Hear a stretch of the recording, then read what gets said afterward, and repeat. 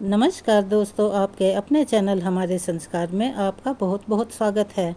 आज हम आपके लिए श्री कृष्ण जन्माष्टमी के बारे में जानकारी लेकर आए हैं। व्रत कैसे रखें, पारण कब करें और उसके शुभ मुहूर्त कौन कौन से हैं, तो चलिए आपको बताते हैं। लेकिन उससे पहले अगर आप हमारे चैनल पर नए हैं और अभी तक आपने चैनल को सब्सक्राइब नहीं किया है तो आप सभी से निवेदन है कि प्लीज़ हमारे चैनल को सब्सक्राइब करें, वीडियो को लाइक करें, ज़्यादा से ज़्यादा शेयर करें ताकि ये जानकारियाँ और लोगों को भी मिल सकें और उन्हें भी इसका लाभ प्राप्त हो सके। बेल आइकन को दबाना ना भूलें ताकि हमारी आगे आने वाली सभी वीडियो की जानकारी आपको नोटिफिकेशन के ज़रिए मिल जाया करे। आप सभी को श्री कृष्ण जन्माष्टमी और लड्डू गोपाल के जन्मदिन की बहुत बहुत बधाइयाँ। आप सभी पर भगवान कृष्ण की कृपा हमेशा बनी रहे। आपके घर परिवार में सुख समृद्धि और शांति हमेशा बनी रहे। भगवान श्री कृष्ण 16 कलाओं से युक्त हैं और श्री कृष्ण जन्माष्टमी के दिन षोडशोपचार पूजा करने से सभी मनोवांछित फलों की प्राप्ति होती है।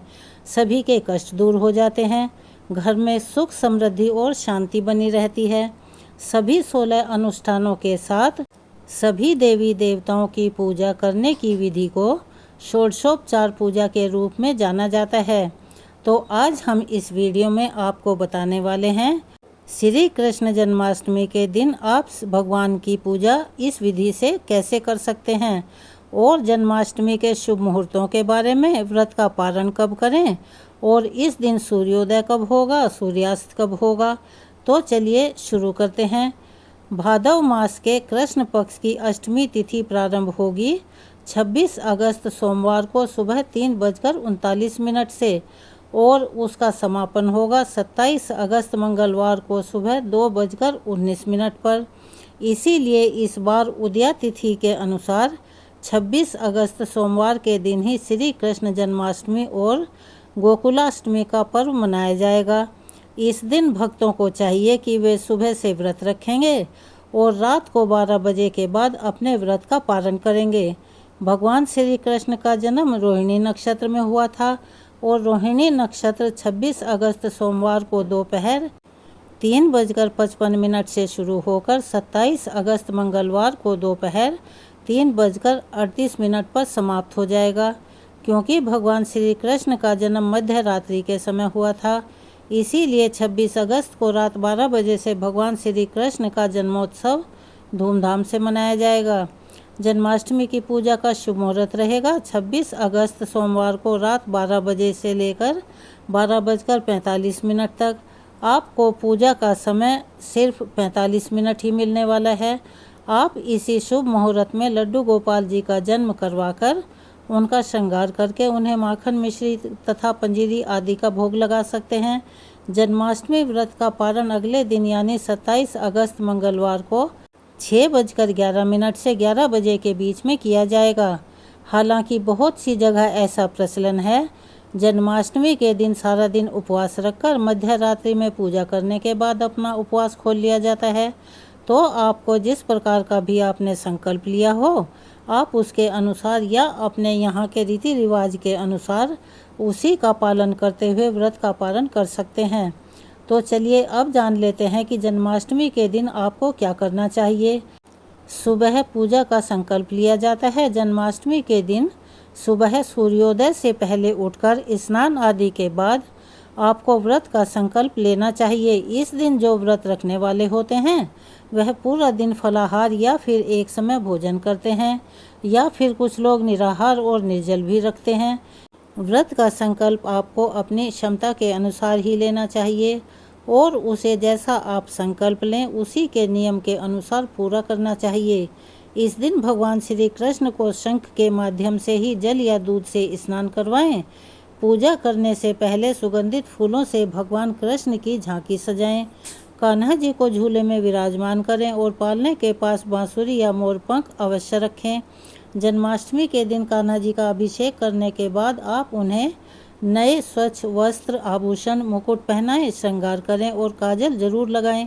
क्योंकि यशोदा मैया कान्हा जी को तैयार करने के बाद उन्हें बुरी नज़र से बचाने के लिए काजल लगाती थी और इस दिन खीरा जरूर काटें। रात में 12 बजे खीरा काटकर कान्हा जी का जन्म करवाएं।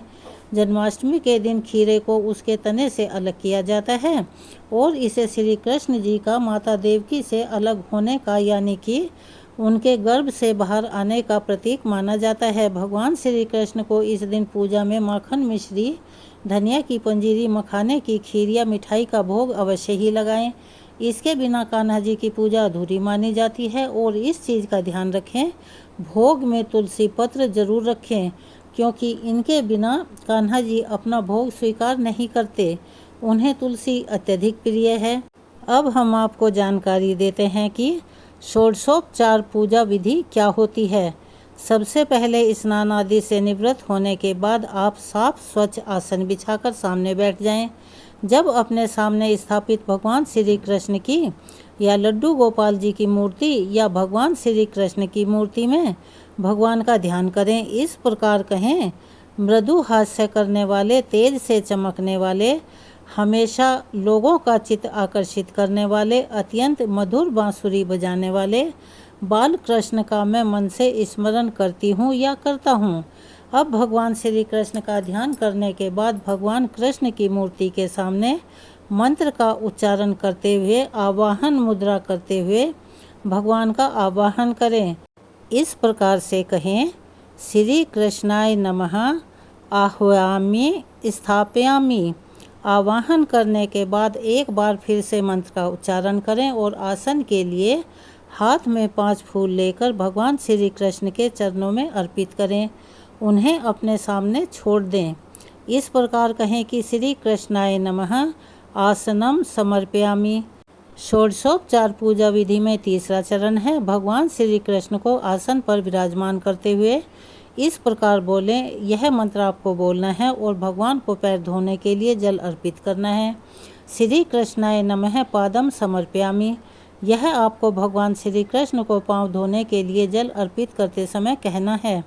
अर्घ्य देते समय यानी कि सिर पर लगाने के लिए जल अर्पित करते समय कहें, श्री कृष्णाय नमः अर्घ्य समर्पयामि। इसके बाद 5वें चरण में आप ऐसा कहें, भगवान को पीने के लिए जल अर्पित करते समय श्री कृष्णाय नमः आचमनम समर्पयामि। अब आपको भगवान श्री कृष्ण को स्नान कराना है। आचमन के बाद इस प्रकार से कहें, श्री कृष्णाय नमः स्नान समर्पयामि। भगवान को स्नान कराने के बाद उन्हें मौली रूपी वस्त्र अर्पित करें। यदि आपके पास वस्त्र हैं तो आप वो भी अर्पित कर सकते हैं। तो आप कहें, श्री कृष्णाय नमः वस्त्रम समर्पयामि। वस्त्र अर्पित करने के बाद आप उन्हें यज्ञोपवीत यानी जनेऊ अर्पित करें और कहें, श्री कृष्णाय नमः यज्ञोपवीत समर्पयामि। फिर आप भगवान को चंदन, रोली, गंध आदि अर्पित करें और कहें, श्री कृष्णाय नमः गंधमर्दन समर्पयामि। श्री कृष्ण को पुष्पमाला, तुलसी जी की मंजरी या श्रृंगार हेतु आभूषण जो आप अर्पित कर रहे हैं, उस समय आप इस प्रकार यह मंत्र बोलें, श्री कृष्णाय नमः पुष्पाणि समर्पयामि। फिर भगवान को धूप समर्पित करें। कहें, श्री कृष्णाय नमः धूपम अर्घ्यपयामि।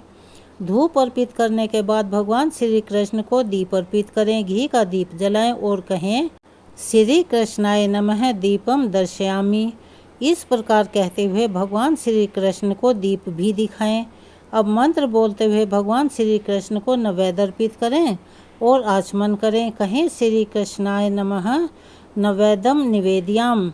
अब इसके बाद आप भगवान श्री कृष्ण को पान सुपारी यानी तांबूल सहित दक्षिणा भी अर्पित करें और कहें, श्री कृष्णाय नमः तांबूल पुंगी फलाने समर्पयामि। षोडशोपचार पूजा विधि में 15वें नंबर पर भगवान श्री कृष्ण की आरती करने के बाद परिक्रमा करें और इस प्रकार मंत्र का उच्चारण करें, श्री कृष्णाय नमः प्रदक्षिणाम समर्पयामि। सबसे अंत में 16वें नंबर पर भगवान को पुष्पांजलि अर्पित करें और नमस्कार करें और इस प्रकार कहें, श्री कृष्णाय नमः पुष्पांजलि समर्पयामि। यह थी भगवान श्री कृष्ण की षोडशोपचार पूजा की विधि। अब क्योंकि हमने भगवान श्री कृष्ण का पूजा करने से पहले आवाहन किया था, अब हमें पूजा का समापन करना है, तो आपको विसर्जन भी करना होगा। विसर्जन करने से पहले आपको इस प्रकार मंत्र का जाप करना चाहिए, आवाहनं न जानामि न जानामि विसर्जनं पूजां चैव न जानामि समक्षौ परमेश्वरः मंत्रहीनं क्रियाहीनं भक्तिहीनं जनार्दनः यत् पूजितं मया देव परिपूर्णम तदस्तु मे। अर्थात हे परमेश्वर, हे श्री कृष्ण, हे जनार्दन, भगवान मैं नहीं जानती या मैं नहीं जानता आपका आवाहन कैसे करें, आपकी उपासना कैसे करें, पूजा कैसे करें, अतः मैं आपसे क्षमा प्रार्थना करती हूँ या करता हूँ। हे देवेश्वर, मैं मंत्रहीन, क्रियाहीन अथवा भक्तिहीन हूँ। इस पूजा को आप ही परिपूर्ण मान लीजिए। हे प्रभु, शरीर, वाणी, मन, इंद्रिय, बुद्धि, आत्मा अथवा प्रकृति स्वभाव के अनुसार मैं जो करती हूँ या करता हूँ वह मैं आपको अर्पित कर रही हूँ या कर रहा हूँ। ऐसा कहकर दाएं हाथ में जल लेकर आप भगवान के चरणों में छोड़ दीजिए। फिर 2 बार आचमन कीजिए। इसके बाद पान के पत्ते पर चंदन से चंद्र देवता का चित्र बनाएं और इस प्रकार कहें, अमृत समान सोमेश्वर को तथा सोम अर्थात चंद्र को मैं नमस्कार करती हूँ या करता हूँ, और चंद्र से उत्पन्न और यज्ञ में डाली जाने वाली सोमलता को मैं नित्य नमस्कार करती हूँ या करता हूँ। ओम सह चंद्रमसे नमः। इस मंत्र का जाप भी आप कर सकते हैं, जो कि आपको करने में भी कठिन नहीं होगा और याद भी रहेगा। यह थी श्री कृष्ण जन्माष्टमी पर षोडशोपचार की विधि, या किसी भी शुभ अवसर पर आप इसे कर सकते हैं। किसी भी देवी देवताओं के लिए यह की जाती है। यह जानकारी आपको कैसी लगी, कितनी फ़ायदेमंद रही आपके लिए, अपनी राय कमेंट्स बॉक्स में अवश्य लिखें। अगर आप हमारे चैनल पर नए हैं और अभी तक आपने चैनल को सब्सक्राइब नहीं किया है तो आप सभी से निवेदन है कि प्लीज़ हमारे चैनल को सब्सक्राइब करें, वीडियो को लाइक करें, ज़्यादा से ज़्यादा शेयर करें ताकि यह जानकारी और लोगों तक भी पहुंच सके, उन्हें भी इसका लाभ प्राप्त हो सके। बेल आइकन को दबाना ना भूलें ताकि हमारी आगे आने वाली हर वीडियो की जानकारी आपको नोटिफिकेशन के ज़रिए मिल जाया करे। अपना प्यार और सहयोग ऐसे ही देते रहें। कमेंट्स बॉक्स में जय श्री कृष्णा, राधे राधे, लड्डू गोपाल की जय लिखना ना भूलें। हर हर महादेव। धन्यवाद।